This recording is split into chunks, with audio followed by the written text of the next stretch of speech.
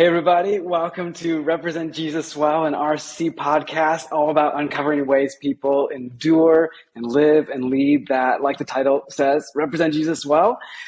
Today I am thrilled, I am honored, I'm grateful. I'm joined by Steve Carter, who is a pastor, author, speaker, a friend of mine.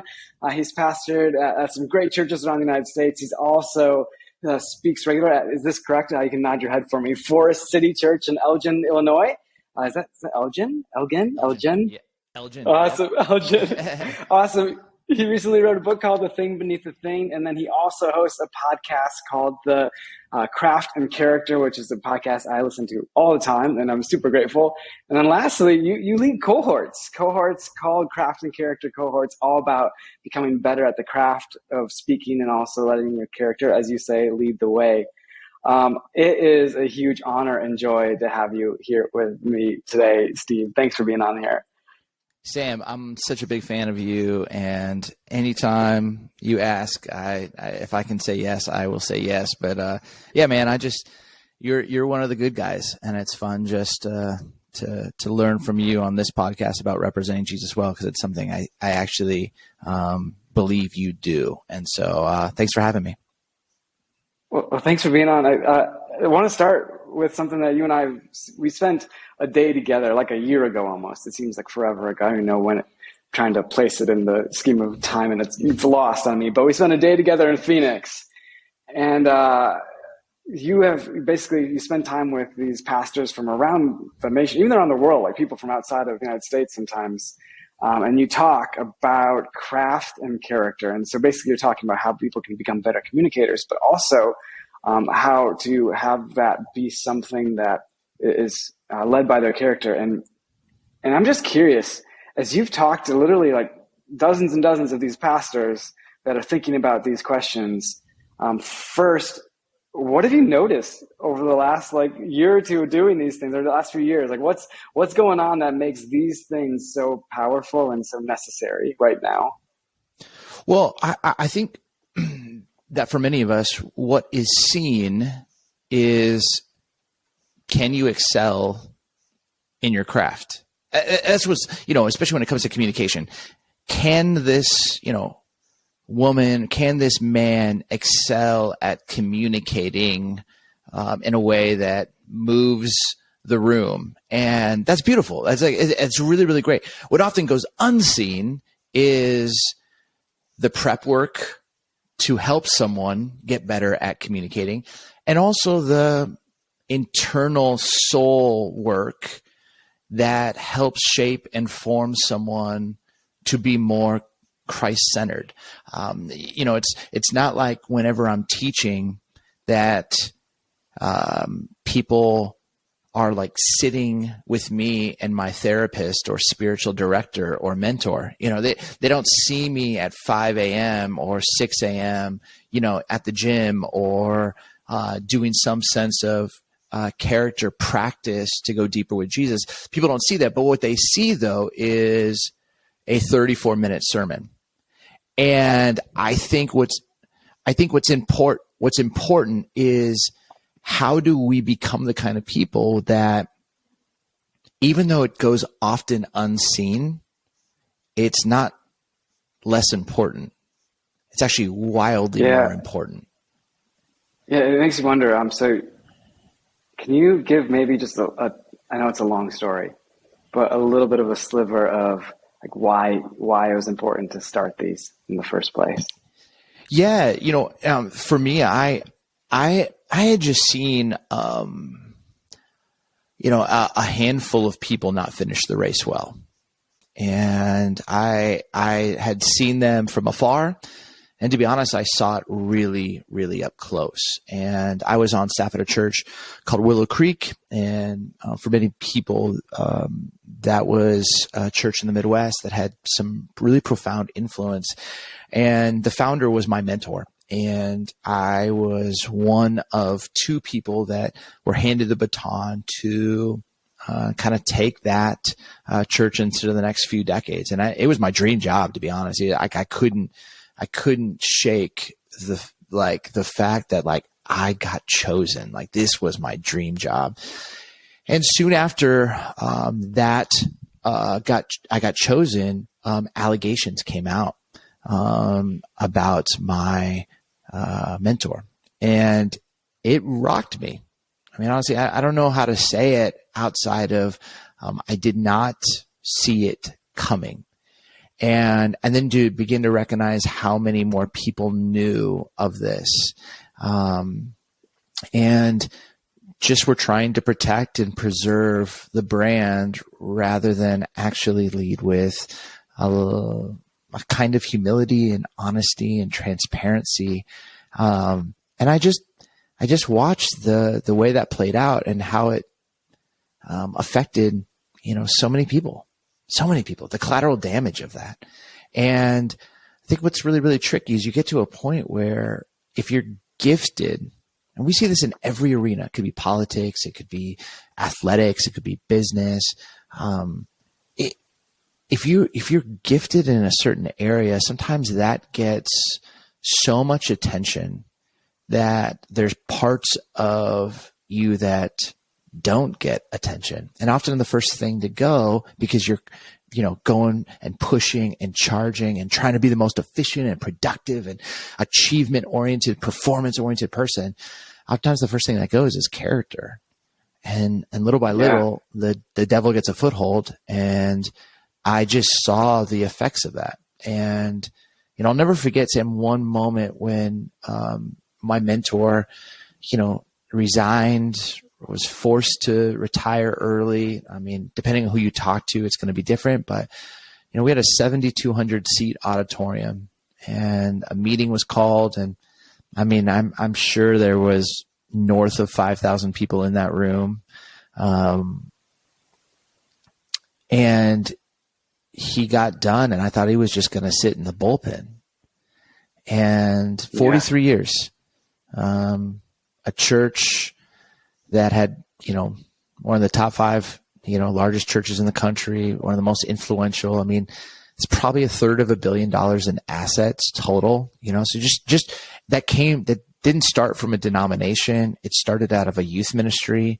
And this church, the way that they got their original property was 227 people showed up at a local bank and took out personal loans. I mean, you can't not tell the story of Willow without understanding how people were all in, and they gave and they sacrificed and they believed and they did, and it moves me to even this day. And when he was done, he walked down, and I was now the leader, the lead teaching pastor. So my job was content and congregation, and people stood and applauded and, just were trying to say thank you and that they were sad, and not the whole truth wasn't out yet. And so there's a bunch of cognitive dissonance in the moment, but he walked down, and I thought he was just going to sit in the front row like he always sits. And this whole family just walked down to the front and kept walking, and they just walked out the building. And I just realized, you could spend your whole life building something, and it could be gone like that. And that's what integrity is. I mean, integrity is you take seconds and minutes and hours and days and weeks and months and seasons and years and decades to build, but it can be lost in seconds. And for me, I saw that. He's never walking back up on that stage to preach again. He's never, and it just hit me. And someone actually tweeted out saying, Carter looked like a deer looking into headlights, because, and I felt two realities. One, I can't believe this is how it's ending. And I can't believe he's just gone and he's never coming back. It was all hitting me. And then I'm like, oh, and I got to now lead these people. And I just realized man, it will be very, very easy for me to just focus on excelling, performing, achieving in my craft. and trying to sidestep my character. And it's only a matter of time. It's only a matter of time when out of my pain or trauma or unprocessed hurt that the devil gets a foothold. And one thing leads to another, that it doesn't just affect me, but it affects everyone around me. Yeah, so I want to drill on that just for a second. When we talk about, for a little background, I mean, our church mission officially in January is going to be to represent Jesus well. It's just that simple. And the reason is because one of the biggest reasons that people stay away from the church right now is because they look in and they see people and they would label them as hypocrites, right? Like, you say one thing, you do another. But I don't think that's because they think Christians are imperfect. Like, I think they expect Christians to still be imperfect. It's the fact that they have an image that they project that seems like it is perfect. And that's what people can't handle. That's what people can't stand. So when we think about this idea of faking it, essentially, you are stepping into this situation, and I know there's a longer story even still from this. There's so much that went on in you and in the church in those days. But as you stepped out of that space, and you end up finding yourself in Arizona in the desert, you retreat to the desert. I'm curious, like what in your mind were the things that you wanted to do for yourself so that you didn't let that gap form between who you really are and what the image of you is? Yeah, well, and I think it's a great point. I love your mission statement to represent Jesus well, and but I think it's a bit of semantics, right? Because I can say, oh, well, confess, like be someone who can confess quickly. Well, if you talk to most officers or therapists or lawyers or pastors, they'll say that when people confess, they're often confessing to what the other person already knows to be true. So that's not confession. Yeah. That's just ownership or holding themselves accountable. But confession's actually going first. And confession's starting to go, I'm actually going to tell you something you don't know that I did. Yeah.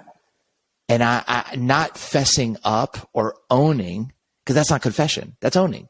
But again, what I think I had to do was start to rediscover what these words actually meant. A word like repent has now become the word that, if you're walking into Lambeau Field and you might see someone with a bullhorn and a sign that's yelling repent, and it feels like a word that's now chock full of shame. But that's not actually the word. The word means to return home and a place that you can feel seen and known and loved and be honest and human before an almighty God. Like that part of repentance, man, I need to return home and not return to some place that I'm looking for affection or attention or appreciation, and Kendrick Lamar language, he says, I grieve different. And oftentimes the ways that we grieve is we chase after something else to fill that hole, but we don't necessarily know how to become whole. And that's what the desert taught me. The desert comes from the concept of the deserted place. When you feel most forsaken, forgotten, does God actually see me? And then you realize, oh no, he does. He does. And even in the trails and the windy roads and the darkness and, the fragility of life and everything that's around me, no cement, no lights, he's there.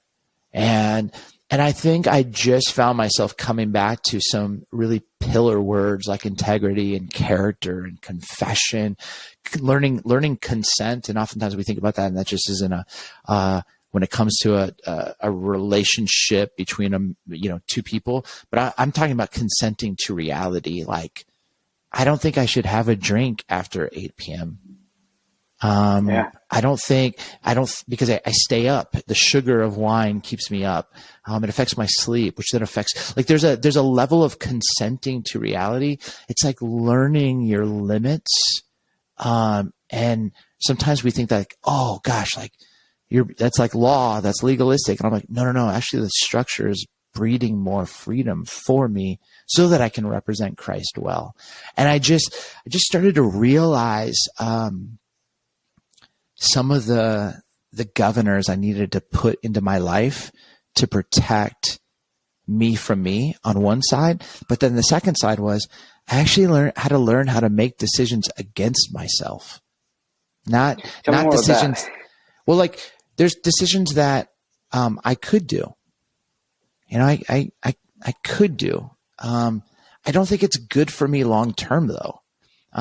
So for instance, someone was like, "Hey, I got a private plane. Just come on over. Like you can use it." Da da da.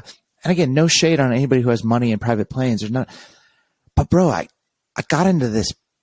I dropped my car off. I get into this private plane. I like get back after this trip. No TSA. No like taking my shoes off. No, it was just in and out. When I got back to my car was washed, it was cleaned, and it was filled up with gas. And all of a sudden I was like, this is unbelievable. Like, this feels really good. Like, it feels too good. And to make a decision against myself is like, the next time someone asked me, I was like, doesn't mean I'm always going to say no, because sometimes it's just really not. But I had to go, that's not reality. That's not normal. That's, if I start believing that, then all of a sudden you can start to excuse a bunch of stuff. And I had to learn, like, no, the consenting to reality, this security, this sense of self, isn't good for my self-ego, and my dependency with Christ. And so, you know what? I have to make a decision against myself.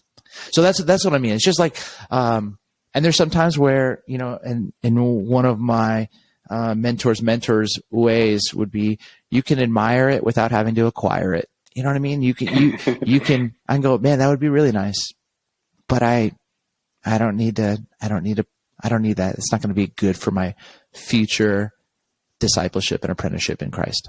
So. Yeah, that's really good. So a couple of things off of that. As you think about, like, you spent some time in Phoenix, and you're speaking kind of all over the place a bunch.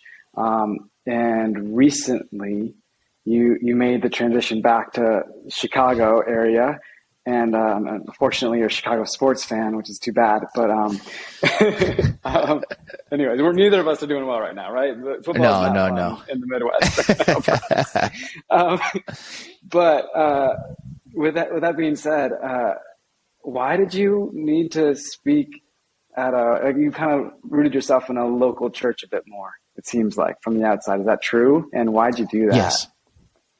Yep. So, I mean, I think part of it is learning who you are, and everything happened so abruptly. So on August 5th, 2018 is when I resigned from my role, based on, I just didn't feel like the allegations were being taken seriously. And I stood with the women, and I left my dream job. And, shortly after that, we moved to the desert. It was hard living in a community right down the road from a church that had as many people, and nobody knew all the facts. And I was becoming a shell of myself, to be honest. And to move to the desert, I had a couple mantras, and one of them was to get healthy, to help my family be well, because I'm a parent of 2 kids, married, and I didn't want their faith journeys to be totally decimated by the events that took place. And that had to be a primary focus. But I didn't do this. And I didn't do what my mentor did. And why do I have to be punished? And so the third value is, we're going to create beautiful things. And there was a lot of kind pastors and who were like, Steve, come teach at our church. And it just gave me a chance to one, provide for my family, but, do what I felt called to do. I never thought we'd move back to Chicagoland, to be honest. I just thought, man, that was the place of profound levels of pain and trauma, and much of it still hasn't been fully brought out into the light. And so it was tricky. But we've always tried to teach our kids that they have a level of agency. And what I mean by that is, we try to help them feel like they have a voice. And my son was going into high school this past August, September. And last January, so January 2022, we basically were like, hey, wherever you start high school, we want to stay. You've moved around. We want to, we can pretty much go anywhere. Obviously, we don't have funds for every place, but we can try and find something that would work, that would hopefully be a beneficial place. You've been able to travel, see different places that Dad's been able to preach at. Is there one that you'd want to go to? He's like, yeah. I'm like, where? He goes, our old neighborhood. Oh, wow. And I was like, oh my goodness. And I had just been reading a great book by Daniel Grothe called The Power of Place. He had sent me the galley copy to endorse, and he was just talking about all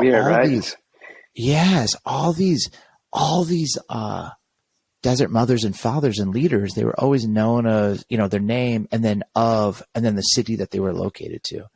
And we often in the church, we think of calling connected to spiritual gift, not to place and location and a vow of stability. And I'm just a Midwest guy. I can talk trash with Packer fans.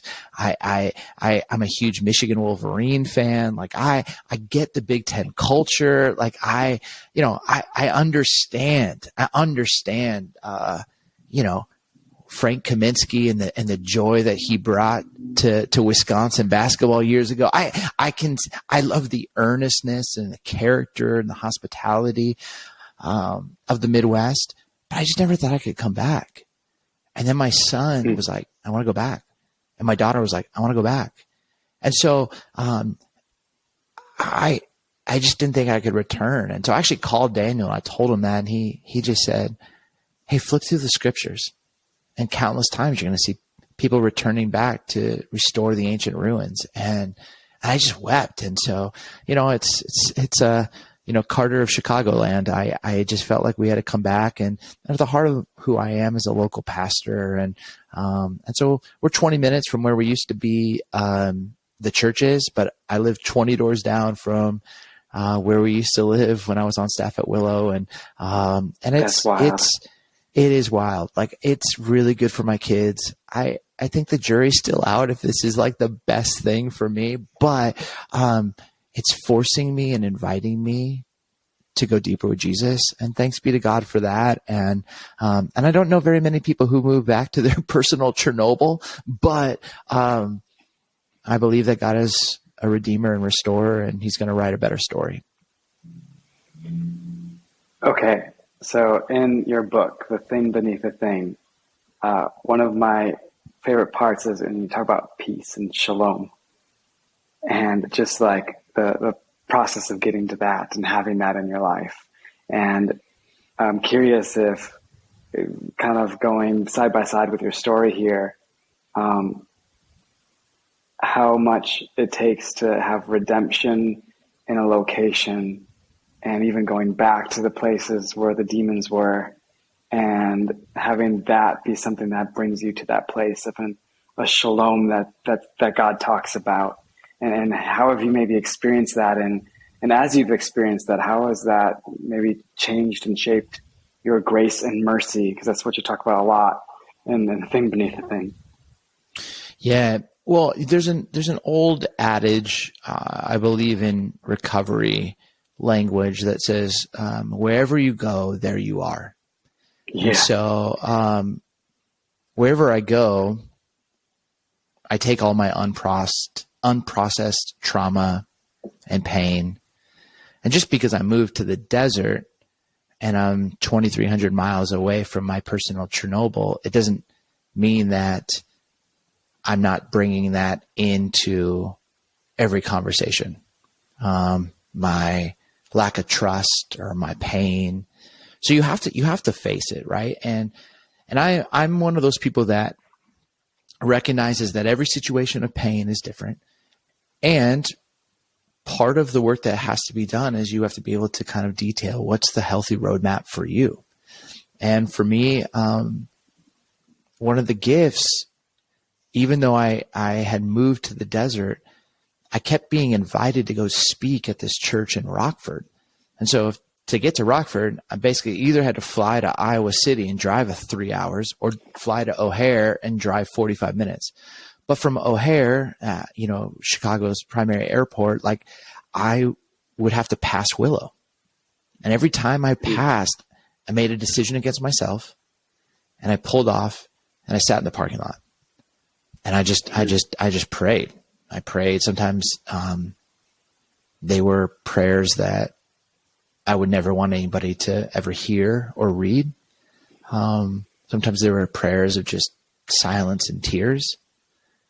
But slowly but surely, those moments of me just showing up, I think a level of empathy and like healing started to come. I think moments where what easily could have been seeds of resentment and bitterness started to dwindle.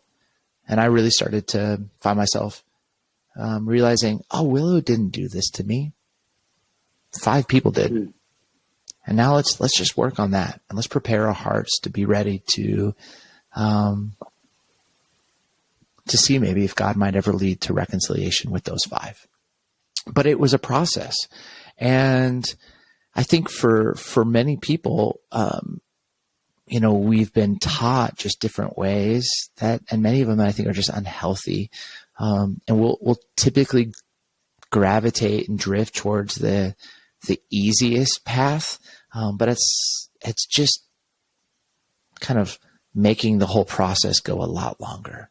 And so, for me, I think moving back has sped up some of the process, and probably quadrupled my therapy bill.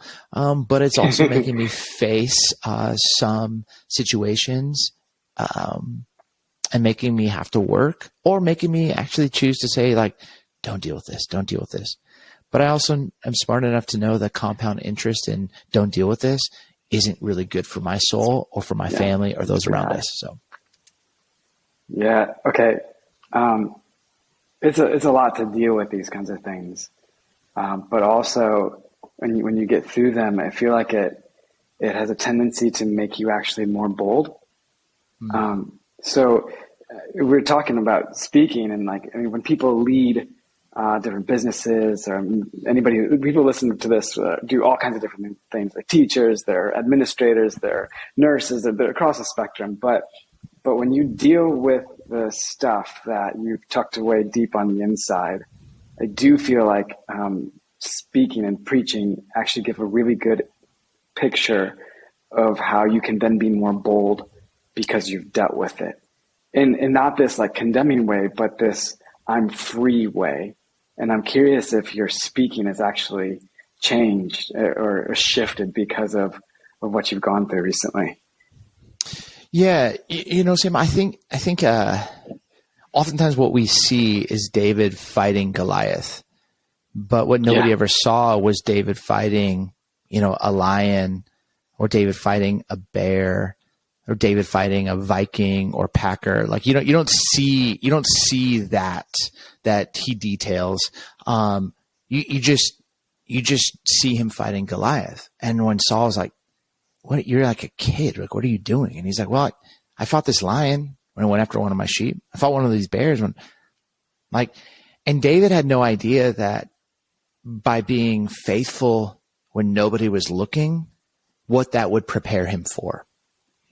And if he says no to the lion and no to the bear, I guarantee you he says no to Goliath. And I think what for many of us, whether you're in the business sector or you're a preacher or you're a teacher, when any of these small issues, and they feel small, or these weighty issues, and you have every reason not to give it the time or the care or the concern, you're just delaying what God, I actually believe, has prepared and has in store for you. So when it comes to preaching, I didn't necessarily think that by actually leaning into this stuff, it would make me a better communicator. But I've been so blown away since being back here in the Midwest and people coming and listening, and they're like, Steve, you're way deeper. Like, you're way better. And like the competitor in me was like, no, I'm not. Like, what are you talking about? What do you mean? Like, but they're actually right. Because instead of just kind of transferring information, I feel like I'm speaking from a transformed place. That's just wildly different. Might even use the same words, but the need for the crowd to have to tell me I'm okay. And sometimes that was how I showed up in my younger years as a communicator. Now it's, like, I don't need them to laugh and nod. And this is actually a gift that God gave to me that I want to give away. And that I really believe that if they can begin to apply this or begin to wrestle with this, they're going to discover what a life anchored in Jesus, one that has nothing to prove and nothing to lose and nothing to hide, is truly all about. And so it's just, I think, to your point, yeah, there's been a lot of people who've surprised me by saying that. And I think that's just because of the time in the desert, and the time in therapy, and the time with mentors. So that's so good. You have a line in your book that talks about self-awareness is not transformation. It's not self-transformation. They're not the same thing. And I think that is a really interesting thing, because our society is obsessed with self-awareness, right? Yes. But it doesn't mean you're changing. So you're talking about going to therapy. You're talking about dealing with these difficult issues. How does that move from self-awareness to self-transformation for you? And I know we're getting along here, so I don't want to keep going too far, but I want to get into this question. I think it's such a big one. Yeah, well, I mean, I think I just worked with a number of people who could easily identify that they had a problem. Yeah. But they didn't know how to actually address it, and they didn't have the courage to address it. So, again, I have such profound empathy for anybody who's walking through recovery, because the truth is we're all addicts. We just have socially acceptable and socially unacceptable addictions. But there's oftentimes many people who can identify their addictive behaviors and destructive patterns, but don't necessarily have the courage or the ability or the wherewithal on how to address them. And I think for some of us, we just get stuck in familiar rhythms and patterns. Well, this is just how I've always done it. This is just who I am. I just center myself in a conversation, or I'm just the loudest person, or I just, based on my positional power or my financial power, my religious power, political power, informational power, whatever the power is, it's okay. It's okay for me to just be me. And I think there's a moment where you go, okay, I hear that, but are there areas in my life, and again, think college basketball, college football, is there a potential gap in my life where if I don't pay close attention to, the enemy could get a foothold? And again, it doesn't just affect me, it affects all those around me. And I think you just have to get to that moment where you start to play that arrogance out. Play that image management out. Play that unconfessed sin out. Play that need for approval out. Play that codependency out. And it gets to a point where you go, gosh, like, I can deal with it now when nobody's been really affected. And again, that's going to take work. And this is Dallas Willard language. Dallas Willard would say, grace is opposed to earning, but it's never opposed to effort. And the effort to move from awareness to transformation, it's going to require It's going to require practices. It's going to require a deliberate intentionality, because nobody drifts when it comes to the fruit of the Spirit. Nobody just woke up and was like, crazy thing, Sam, I'm patient. Like this, it doesn't happen, right? It takes, like, you want to be patient, like become a Chicago Bears fan. That you'll learn patience, bro. You will learn patience, right? So you have these moments where you go, okay, well, what am I going to do to learn patience? And it's because I'm impatient, but the way of Jesus isn't about being impatient. The way of Jesus is actually having a level of trust and belief that God's working all things out for the good. And if I trust that and believe that, I can rest in that. But how do I become that?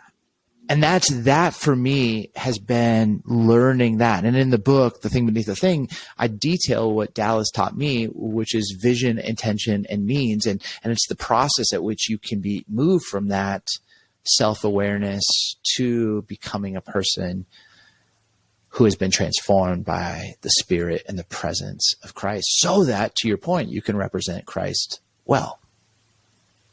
Awesome. That's really, really good.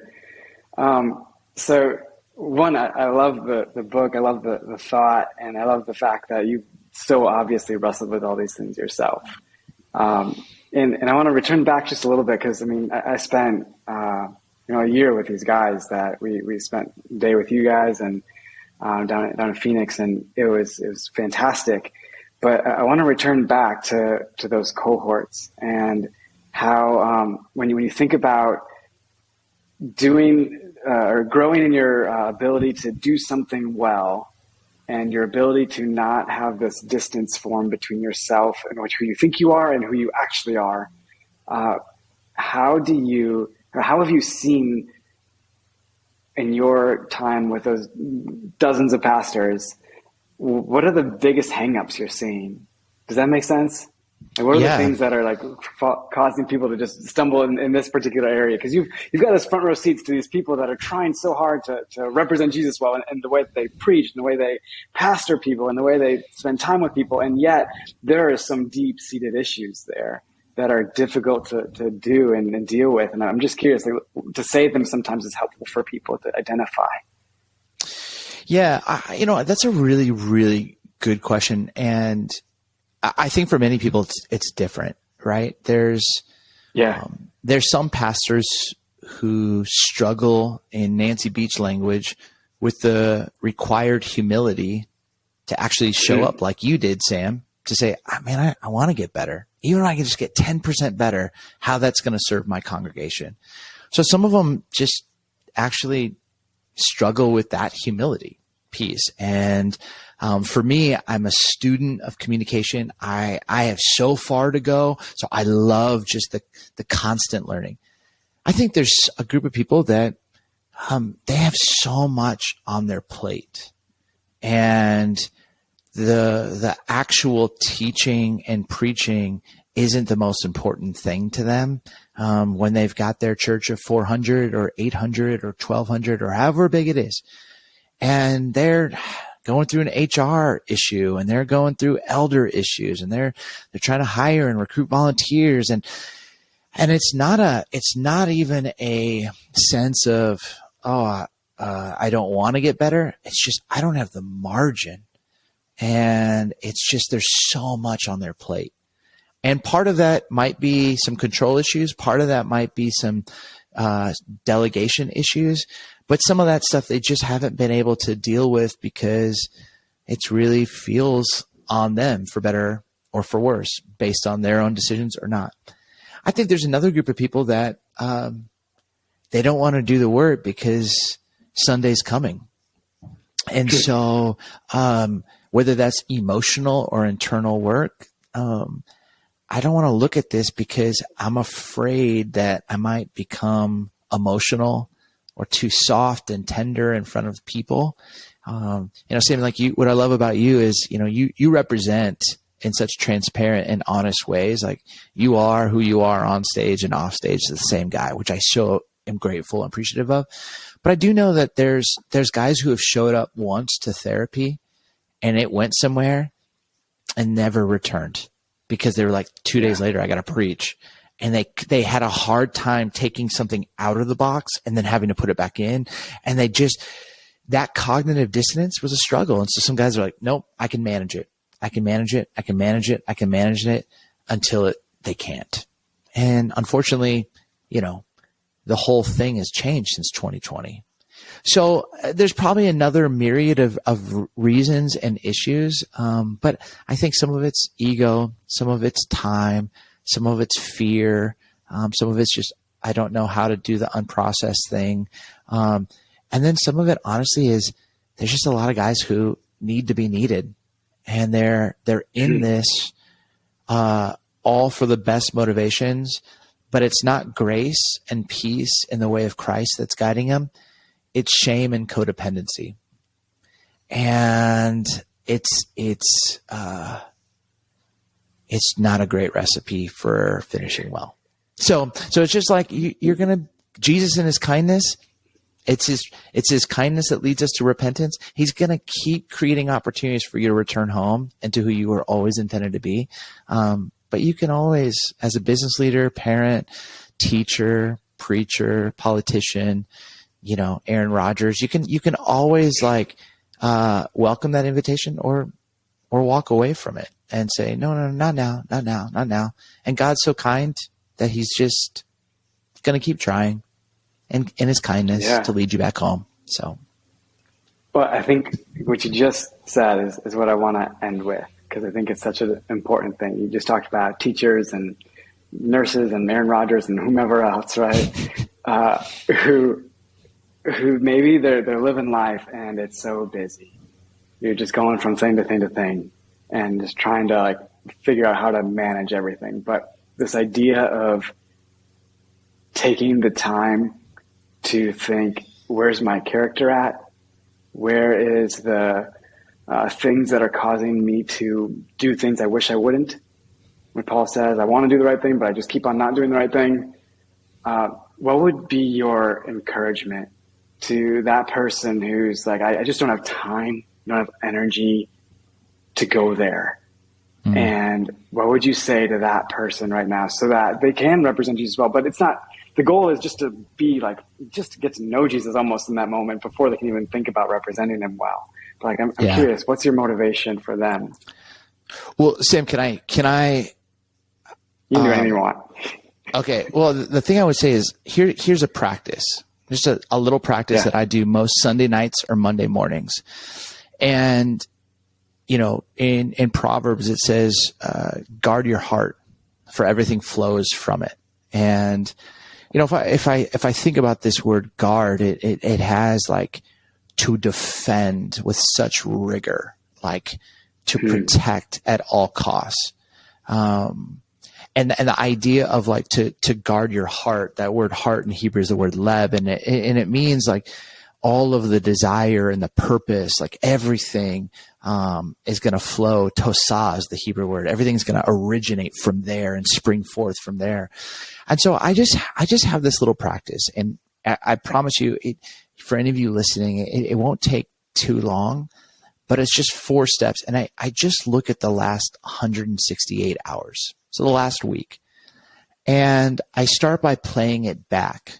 So in rewind, was there a place I didn't guard my heart? Maybe it was a conversation. Maybe it was just I didn't make a decision against myself. Maybe there's a moment where, man, I just reacted. And whenever we react, we're just reenacting the past. Where was there a moment and I played it back and I just didn't defend the goodness of my heart? So I rewind, and then I move from playing it back to the second step, which is I play it out. So I imagine myself now in the upcoming 168 hours being put in that same situation. And now I imagine Jesus beside me, and Jesus saying, all right, you got another chance. How are you going to do it differently? And again, I don't lead with shame. I just try to get really, really curious. All right. I was super stressed. How do I take a moment and just time out, walk away from that conversation, catch my breath, return? Or, hey, I I know someone's invited me to this, but I need to be home with my family. And, here's a better answer. So I just practice that, like almost like a visually practice. Here's what I would do. Great. So I play it back. I play it out. Third, I play it smart. If everything's going to flow from my heart, how am I going to fill my heart this week? With whatever time or not enough time that I have, what am I going to do? And for me, going outside, being near water, watching Michigan football, having good food, connecting with my family or a dear friend, having an honest conversation, laughing, experiencing joy. I mean, we all have parts of these, and sometimes that's the first to go in our life. And we think it's being selfish, but there's a deposit that we have to put back into our life. And so I play it back. I play it out. I play it smart because I know everything's going to flow from it. And if I'm flowing from a heart on empty, that's what people are going to get. And it's going to be a real difficult struggle in my own strength to represent Christ well. And then the last one, I play it back. I play it out. I play it smart. Lastly, I play it honest. I play it honest. So you have to take an honest inventory of where your heart is. I'm tired. I'm stressed. I'm frustrated. Today, right now, I had a good day of writing and was talking about future project. And then I got to see, an old friend, Sam, on his face and get a talk with you about things of the kingdom and hear about all the good stuff that's happening with you in the church. And that my heart's good right now. But you would have asked me, on Sunday and after the Bears loss and after, there's a number of other things that just travel, and we're about ready to take off. And the stewardess is like, no joke.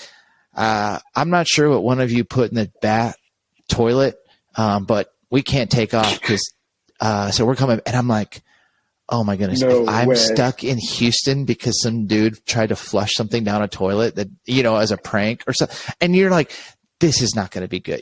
So all of a sudden you sit there and you go, okay, but if I play it back, I play it out, I play it smart, I play it honest, I think I give myself the best chance in just a short amount of time to both rewind, to fast forward, and to hopefully represent Christ well in the days, the weeks, the months, the seasons, and years ahead. Yeah, you're dealing with transformation there too, which is beautiful. Good. That's really, really good. Oh man, this has been fantastic. Thank you so much for taking the time. If people want to find you or know about you, the thing is a great book. Definitely pick it up if you can. But then also, how can we find you online if you want to follow along with you? stevecarter.org. You can check out Forest City, Elgin, on social media. It's just at Steve Ryan, Ryan Carter, and find me on Twitter and Instagram and Facebook. Fantastic. Man, this has been so good. Thank you so much. And thanks everybody for listening in.